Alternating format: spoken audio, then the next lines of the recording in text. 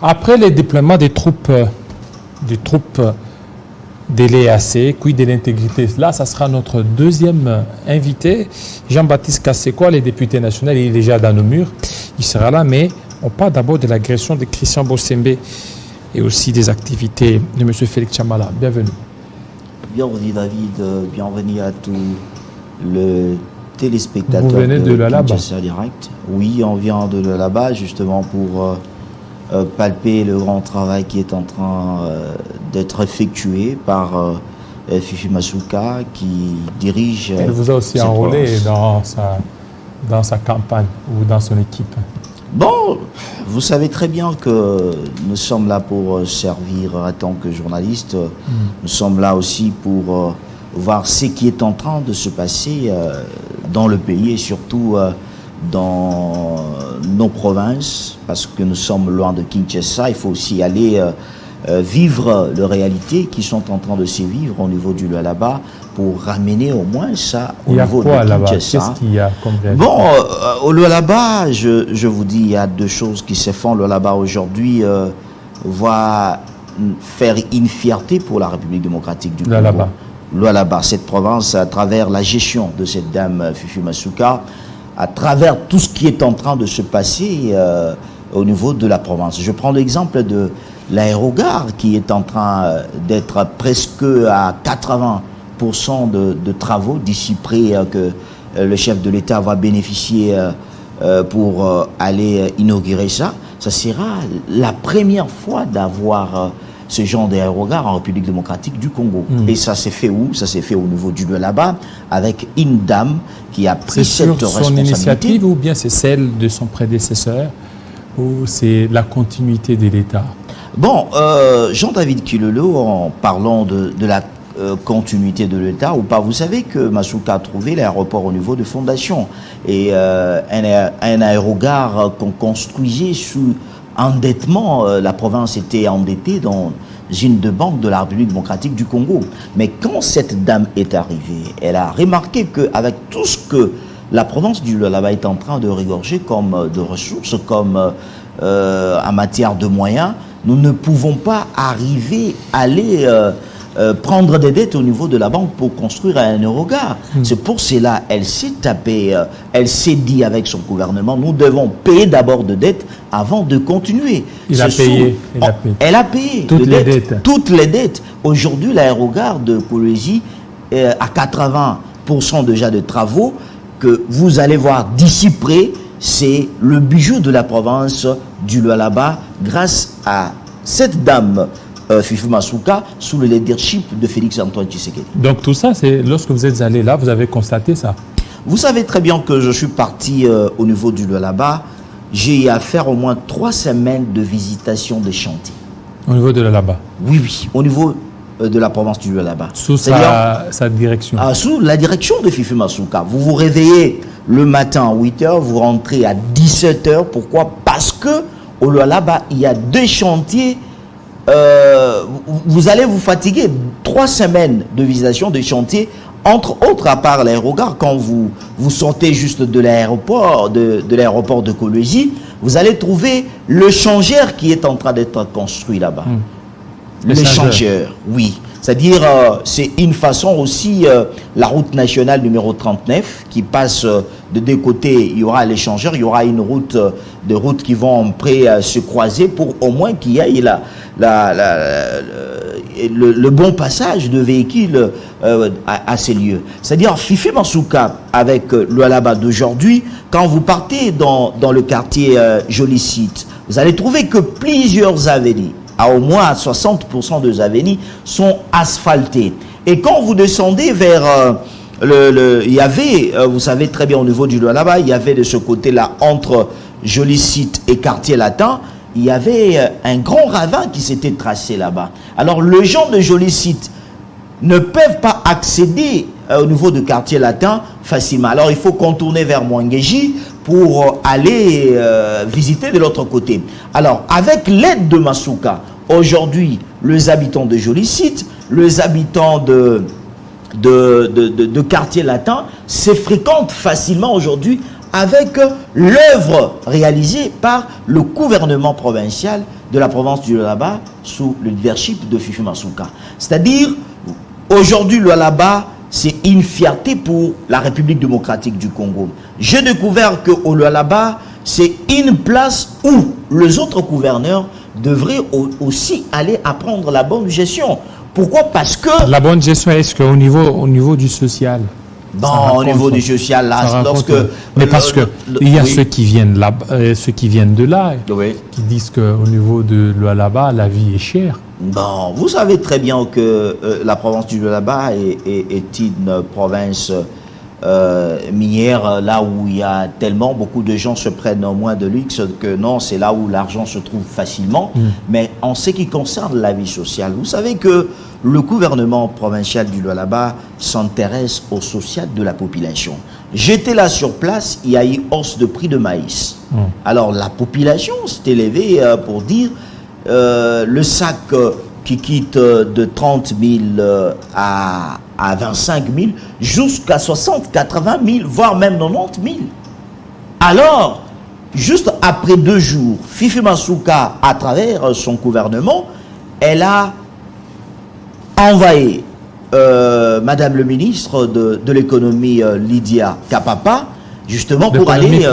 L'économie provinciale. Pour au moins aller s'enquérir de la situation, au moins que cette population puisse retrouver la bonne vie et que cette vie sociale soit facile.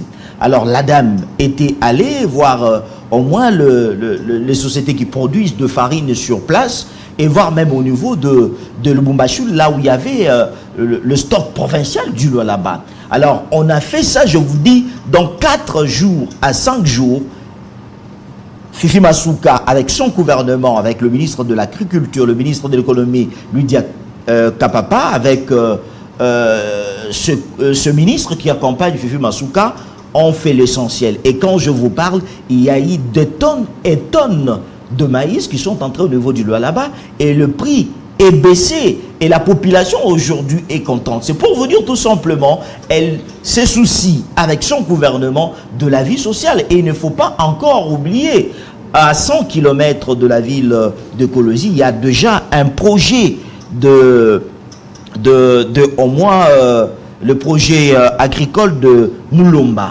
avec au moins 450 000 hectares du gouvernement provincial, à la tête avec Fifi Masuka, qu'on est en train de prévoir pour au moins, lorsqu'il y aura carence de maïs, qu'au moins la province puisse aussi se prendre en charge au lieu d'aller plairer à l'extérieur. C'est pour cela, je vous l'ai dit, sur le plan social, ceux qui disent qu'au Lualaba, il y a une vie chère, c'est ceux qui n'aiment pas le développement, c'est ceux qui n'aiment pas le travail réalisé par Fifi Masuka. C'est pour tout simplement vous dire, les gens de mauvaise foi, ceux qui se disent aujourd'hui que non, parce qu'il y a eu cette dame, vous devez savoir aujourd'hui, elle est devenue modèle. C'est pour cela, vous savez très bien, quand on est modèle, il y a beaucoup de gens, il faut s'attendre à des critiques, s'attendre à n'importe quoi, pour au moins affaiblir votre pouvoir. Voilà, mais tout ce que Masuka est en train de faire, je vous rassure, la province du Lualaba, de fois on regrette, il fallait que cette mais dame... Mais il est encore intérimaire, hein? Non, intérimaire. Est-ce que je pense... L'intérimaire qui est là avec certainement la restriction de certains de ce pouvoir. Ah oui? Oui, parce qu'elle est intérimaire. Non, vous devez... Oui, mais vous la présentez comme si elle est foule. Non, vous devez savoir que le gouverneur qui était là, il a démissionné. À ce stade, le chef de l'État doit au moins faire ce qui est essentiel pour que Masuka puisse retrouver ce poste de gouverneur full, parce que au niveau du Lualaba, cette dame, pourquoi Jean-David Kilolo, beaucoup de gens aujourd'hui aiment parler du Lualaba? Pourquoi? Parce que il y a un travail qui s'est fait. Partout où vous allez, des gens félicitent une dame qui fait un travail plus que les hommes. Vous voyez même ici, dans d'autres provinces, en commençant par là où nous sommes, vous voyez comment la gestion est. Mais quand une dame aujourd'hui, qui assume même l'intérim, elle est en train de faire un bon travail, il faut encourager. Ce que nous voulons est que, on n'a pas dit que tout ce que Masuka a fait, ce sont que de bonnes choses. Mais ce que nous voulons, c'est de mentir. à la population, de mentir aux autorités, aux gens qui sont au niveau de Kinshasa et aussi dans d'autres provinces pour leur dire que non, là-bas, il n'y a rien qui s'est fait. Vous devez savoir, d'ici près, il y aura un documentaire qui va résumer tous les travaux de la province du Lualaba, qui sera d'ici près, ça va passer même sur Télé 50, un grand documentaire pour justement faire voir aux gens qu'au niveau du Lualaba, il y a un grand travail qui est en train de se faire. Cessons de déambuler, cessons d'amener de mauvaises informations justement pour détourner la population et aussi utiliser certaines personnes pour au moins faire face à Masuka que non, aujourd'hui Masuka ne fait rien. Vous devez savoir aujourd'hui, dans la province du Lualaba, il y a une fierté. La fierté pour Félix Tshisekedi, c'est bien Fifi Masuka qui est en train de faire la fierté parce qu'aujourd'hui Félix Tshisekedi est connu au niveau du Lualaba grâce à cette dame. Voilà, alors on parle maintenant de la profession. Bossembe Christian a été agressé. Vous avez suivi ce qui s'est passé. Et vous, en tant que journaliste, qu'est-ce que vous pouvez dire par rapport à cette situation? Vous savez, c'est tellement très choquant. Je me posais tellement plusieurs questions aujourd'hui ce matin pour dire que veulent réellement ces combattants-là? Ils veulent quoi? Parce que vous savez qu'il y a certaines personnes qui sont en Europe qui ont raté la vie. Ils ont raté. Ah oui. Donc ceux qui sont là, ceux qui ont agressé, ce sont oui, des ratés. Ce sont des gens de ratés. Il faut les dire. Parce que trop, c'est trop. On ne peut pas avoir un clan de gens qui vit en Europe. Leur objectif, c'est menacer des gens. Qu'est-ce que Bossembe a à voir avec le gouvernement? Est-ce que vous ne voyez pas que là, ce sont des germes plantés par l'UDPS? Et qu'aujourd'hui... Je ne pense pas. Et qu'aujourd'hui, c'est la conséquence. Ce n'est pas la première. Non, ce n'est pas la première fois qu'une autorité soit attaquée. Kinguadondo, Caleb Moutonde. Oui, mais c'est-à-dire qu'à cette époque-là, on n'a pas vu l'UDPS ou autre condamné. Vous savez... Et aujourd'hui, Bossembe là, c'est une suite logique de ce qui n'a pas été bien. Mais je pense que c'est une suite logique à ne pas confondre que celui de PES qui a mené ça. Parce que quand vous prenez l'exemple de cet homme qui insulte les gens chaque moment, lui, tout le monde est mauvais, il s'est fait congolais plus que lui-même. Parce que même ici, chez eux au Congo, dans la commune de Kinshasa ou Barombo ici, il n'a rien fait. Mais à chaque fois, il passe à la télévision pour insulter nos autorités, pour insulter nos frères congolais qui n'ont rien fait. À l'exemple de ce monsieur-là de Bokechu. Est-ce que vous allez me dire une personne utilisée par l'UDPS? Je ne pense pas. Ce sont des gens qui se sont mobilisés au niveau de l'Europe, justement pour mener la vie difficile à nos compatriotes congolais. Pourquoi? Parce que vous collaborez avec tel, vous êtes avec tel. Qu'est-ce qu'à voir? Donc ce sont les écrits. Oui, les écrits. Ce sont des gens, quand je dis, de gens qui ont raté la vie en Europe. Alors, ils se font aujourd'hui comme de combattants. Combattants de quoi? Parce que s'ils veulent aujourd'hui que la République démocratique du Congo, la situation qui est dans la partie est de la République démocratique du Congo puisse prendre fin, la misère puisse prendre fin, alors ils devaient retourner en République démocratique du Congo, solliciter, entreprendre pour que la République démocratique du Congo puisse aller de l'avant. Mais quand vous avez des gens, à chaque instant, chaque moment, ils menacent nos frères et sœurs. Ce qu'ils ont fait aujourd'hui à Bossembe. Je pense demain ils les feront. Peut-être avec vous. Pourquoi? Parce qu'ils ont menacé, ils ont cité les noms de certains journalistes. Non, ils ont cité pourquoi? Parce que vous savez aussi, ces gens-là sont utilisés par nos politiciens d'ici. Nos politiciens? Ah oui. Moi je pense qu'aujourd'hui, Bossembe, mon grand frère, le président du CESAC, c'est la grâce de Dieu. Donc, il est victime de sa position? Oui, non. Est-ce qu'aujourd'hui la place qu'il occupe, c'est une place de couleur politique? Je ne pense pas. C'est juste une mauvaise volonté de gens. Mais il a été nommé parce qu'il est proche de Maman Denise. Est-ce que tout le monde qui sont proches de Maman Denise... Mais ce sont eux qui sont nommés, non? Est-ce qu'ils sont nommés? Je connais plusieurs personnes qui sont proches de Denise Nyakero, qui ne sont pas nommées. Vous savez, dans la vie, c'est juste une grâce que notre confrère a eu pour être nommé. Alors, vous savez, quand nous passons dans des télévisions pour donner, nous ne donnons que de points de vie. On a dit tout simplement qu'un journaliste, nous devons laisser l'information. L'information est sacrée. Nous devons rester dans la ligne conduite. Mais nous avons aussi le temps de donner nos points de vue sur une question d'actualité. Comment nous voyons aussi la situation? Bossembe était ici, il travaillait à la RTGA. Il était avec, c'est-à-dire RTGA avec Mwabilou qui était au FCC avec Joseph Kabila. Aujourd'hui, Bossembe a quitté même plus Mwabilou avant même que Félix Tshisekedi puisse être au pouvoir. Aujourd'hui, Bossembe, juste une analyse, juste au moins un analyste, je voulais dire un peu un analyste politique qui voulait aussi amener une dose de sa façon de faire des choses autrement. Mais quand il y a de ces gens qui se positionnent au niveau de... Parce que quand vous voyez même au niveau, il y a d'autres vidéos, les autres qui sont venus pour tout simplement leur dire que ce qu'ils sont en train de faire, ça ne donne pas une valeur. Je pense qu'aujourd'hui, avec notre porte-parole, Patrick Mouyaya, qui a justement demandé au niveau du gouvernement français de faire au moins l'essentiel. Nous devons retrouver ces gens. Il faut que la justice soit faite. Oui, il faut que la justice soit faite parce que trop, c'est trop. Nous ne pouvons pas être dans un pays où nous voulons, même en mission de service, nous arrivons quelque part, il y a une personne qui s'élève, qui se considère congolais mieux que les autres. Pour lui, être congolais, c'est être en Europe. Pour lui être congolais, il faut être opposant. Il faut être opposant, menacer ceux qui sont au pouvoir, le même avis avec le pouvoir. Ça, ce n'est pas ça. Nous voulons que la République démocratique du Congo, que nous puissions être unis. Avec cette unité, comment nous devons avoir cette unité? C'est grâce aux efforts de nous tous.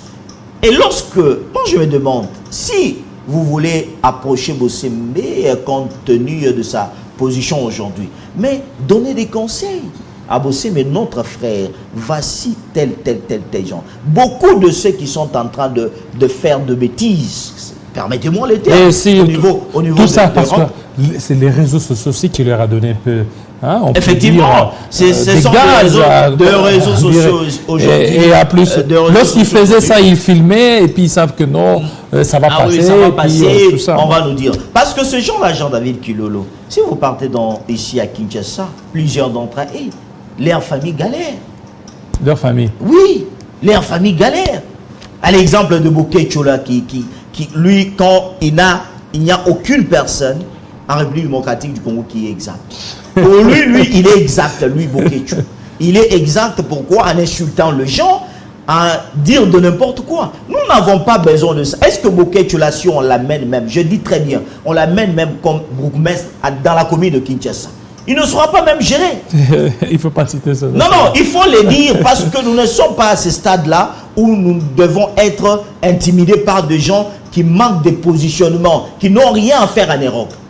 Voilà. Et qui ne font rien même au niveau de l'Europe. Leur travail, c'est tout simplement être utilisé par certaines personnes pour insulter, c'est-à-dire mettre nos citoyens congolais mal à l'aise. Alors, nous voulons tout simplement dire, nous sommes derrière Christian Bossembe. Nous voulons que la justice soit faite parce que trop, c'est trop.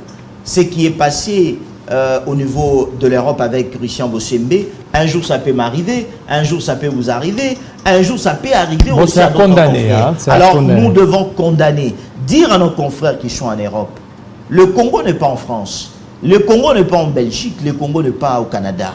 Le Congo reste ici en Afrique. Des revendications, s'ils ont des revendications, qu'ils viennent ici au Congo. Se battre ici au Congo. Ils viennent aussi se battre au Congo. Quand vous voyez même de musiciens, je prends l'exemple de la dame ici, Lukalu, Deborah. Qu'est-ce qu'elle a fait avec la politique? Mais vous allez voir quelqu'un en Europe se dire, Deborah Lukalu, au Kobe, ta concert, ou en été, tout le monde a place au Kobe, ta concert. Qu'est-ce qu'elle a fait? C'est-à-dire, vous êtes là en Europe, ce n'est pas même chez vous. Chez vous, c'est en Afrique, en République démocratique du Congo. Vous ne vous battez pas en République démocratique du Congo pour montrer au moins à cette situation qui est dans la partie Est pour que ça se termine, mais vous voulez montrer vos forces à l'extérieur du pays. Merci. C'est ce que nous ne voulons pas. Nous voulons tout simplement dire à ces combattants, venez, nous sommes ici, on vous attend ici. venez qu'on puisse réclamer ensemble. Parce que quand on va réclamer ensemble, ça sera une très bonne chose. Merci. À notre grand frère Bossembe, courage. On va continuer à vous soutenir et on fera tout pour que la justice soit faite. Merci beaucoup à vous, M. Félix Tchamala. Merci beaucoup, Jean-David. Justement, dire tout simplement à tous les téléspectateurs, nous devons faire face à ceux qui ne veulent pas le développement de nos provinces. On commence avec la province du Lualaba avec un grand documentaire qui va montrer tous les chantiers de la province du Lualaba au niveau de la Colégie. Merci beaucoup. Alors, Jean-Baptiste Kassekwa, c'est tout de suite.